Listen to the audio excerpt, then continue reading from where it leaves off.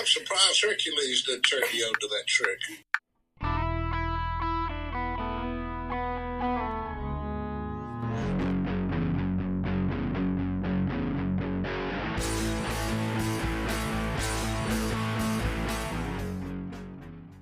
Hey everyone, I'm Catherine, and for a very special Father's Day episode of Men Stuff, I'm going to introduce a new segment where I ask my dad how to do something and see how good his dad advice is. And it seemed only fitting that I record my first episode of Dad Advice on Father's Day. I mean, who better to learn about men's stuff than a woman? And who better to talk about men's stuff than my dad? Since it's Father's Day and the first time I'm doing a dad advice segment, I'm going to spend a little bit of extra time talking about my dad because he deserves it. Hi, Dad. I love you. My dad, Tim, is a Greek-American retired business owner, and now he spends his retirement doing crosswords, having lunch with his friends, and scooting around the country with his much younger wife. Growing up, my dad owned a real estate appraisal business, but he always made time to come to every single one of my swim meets, baseball games, winter recitals. You name it, he was there. He told my brother and I that he invented the skateboard, and I wholeheartedly believed him until I was 20. He taught me to drive on a manual 350Z Datsun Nissan. The car had both the Datsun and Nissan names on it because it was the year they switched, which was 1984. And he proudly told me that story over and over when he was telling me about the car, along with the story of how he bought it for a friend for $50. It had removable T-top windows, was very red, and it was incredible. My dad is so cool, and I think he really wanted that to be my first car. But he was up for a challenge because I'm left-handed, and I both didn't know how to drive manual and didn't know how to drive in general. Pair that with the 350Z not having airbags, and, well, my mom was probably right that that was a recipe for disaster. My dad has always been there for me. He's one of the smartest people I know, and he's always challenged me to be better. But most recently, I've needed my dad so much more, and this is actually the purpose of this segment. My dad has helped me so much since I've been divorced and I moved in by myself. I call him 3 times a week to ask him to help me with something, everything, and he always finds time to give me advice and explain things to me and then call me later and ask to make sure everything is okay. He's helped me out of a terrible lease with a predatory landlord. He told me to hire a lawyer and not trust my ex-husband. Very good advice. He cheered for me when I took apart my entire garbage disposal to prove to my new landlord that it wasn't working. And he helped me get a new chain lock when my male neighbors were being creepy. And then he explained to me how to install it to make sure it worked okay. Tim, Dad, I love you. You're the best dad ever. Today, for this segment, I called my dad and I asked him 3 very dad questions. They are, how do I magnetize my drill bit? Is there a way to find studs without using a stud finder?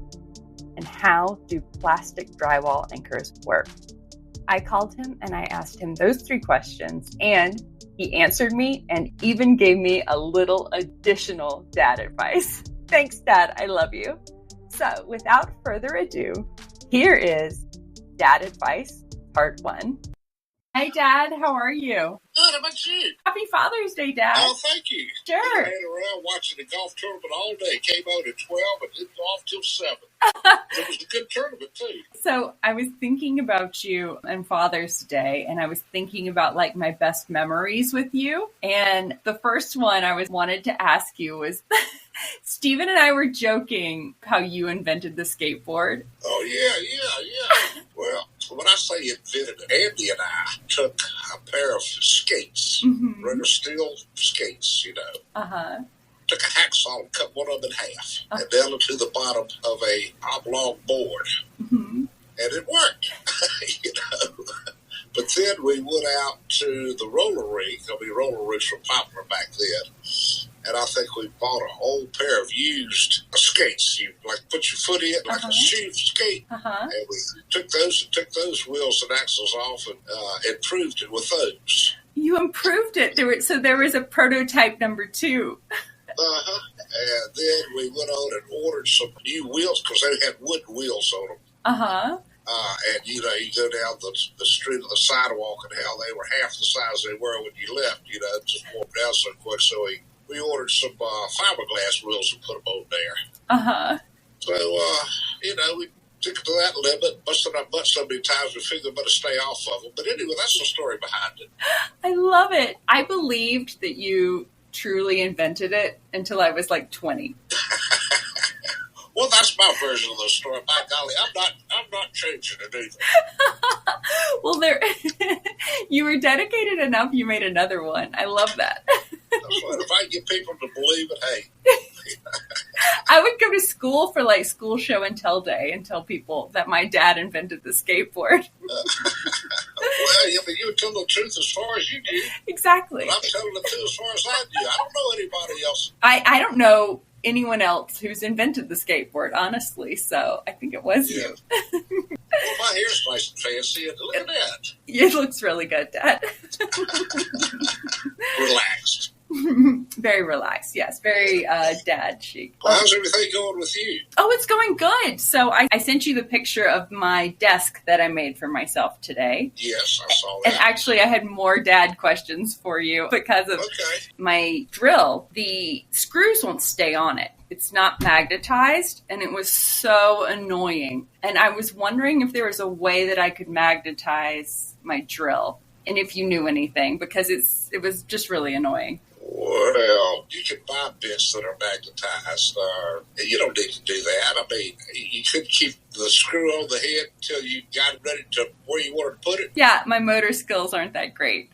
I got a great solution for you, simple too. Okay. This is revolutionary too. Okay. Just hold the screw with your fingers and just where you want it, and then put the drill on there. Okay. So don't just pretend like the drill is a manual screwdriver. How would you do that? You'd hold the screw where you want it, put the screwdriver on there and turn. Well, just put the screw where you want it. Put your drill there and send it on in. It doesn't have to stick on there. Okay, thank you. The hardest part is like realizing that I have to put pressure on it when I'm pushing it in. I want it to just go by itself, and it won't. Right. I'm surprised Hercules didn't turn you on to that trick. Yeah, he really wanted to help me when I was measuring. He loved the measuring tape. Okay, so the other thing I wanted to ask you was if it's possible to find studs without using a stud finder. I searched for mine for like 30 minutes today before I found it. Is there another way to find studs? Yes, there is. Tap on your wall, and where there is no stud, it'll be like a hollow sound. Don't have to tap it hard, just kind of tap it. Okay. And just kind of go across with your knuckles, and you'll hear that pitch get less and less hollow.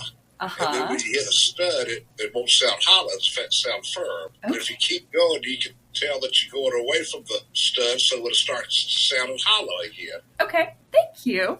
I tried to knock, but then I was like, I have no idea what I'm doing. It's real simple. You can do it. Studs are 16 inches apart, so that'll give you a few. Thank you, Dad. I should have called you earlier today. You'll find it. You'll hear the tone. You can do it, unless it's plaster walls, which I don't think it is. Okay. So the other dad thing I wanted to ask. Well, this is Father's Day. So I'm getting all the father's advice that I can get. Right. My brackets came with a bunch of anchors, and I always ignore them, but I was hoping you could tell me what they do. Are they like little plastic sleeves that have ridges on them? Yes. Okay. Yes. If you do not find the stud, drill your hole and put that sleeve in there. Do I drill it into the hole with the screwdriver? No. Drill your hole and then put your sleeve in there. Maybe just tap it in so it goes in and is kind of flush on the wall. Okay. And they're designed so when you put your screw in there, the back of it flares out and the holes that in there won't come out. Okay. So that holds the screw in place when it's like a real thin. If you have a stud, you don't need to do that. Okay. These are just if you cannot find a stud, the sheetrock's real thin and it's not going to hold it. The screws are going to come out. Uh-huh. Use that sleeve, and once you put the sleeve in there and put your bracket or whatever, and you screw it in and through the wall, and the back end of that thing spread out so it won't come out. That's why it's got those ridges on it. The only time I ever tried to use one, I tried to use it in a stud because I thought I was being extra anchoring. Well, that ought to hold it, but that's a lot of work, and you really don't need that. I didn't pre-drill it either. Yeah, if you can find a stud, put the screw right into it, that'll hold it a lot firmer. As firm as if you put the sleeve in there. But I noticed it looked like you were putting it under your TV set. Yes, that's my second monitor. It's not aligned perfectly because my two studs are at 1 inch off. So I should have called you before this. Yeah. Well, I wouldn't go to the trouble to move it. How far off is it? 1 inch. Well, when you put your top on there, just slide it over it so it looks like it's in the middle. Perfect. That would pass government work. Thanks. Okay, well, it shouldn't go anywhere. Yes, it's been on the wall ever since. And sorry to my landlord. I'll just spackle over it when I leave. Yeah, that's fine. Another little trick of the trade, too, if you don't have any spackling, buy a whole thing of spackling or caulking or whatever. Get a tube of toothpaste. Really? Yeah, it's got to be clear. It can't be like striped or color. It's got to be white. Or have glitter in it. And put that in there, that'll harden up, and it's just as good as spackling or caulking or anything else.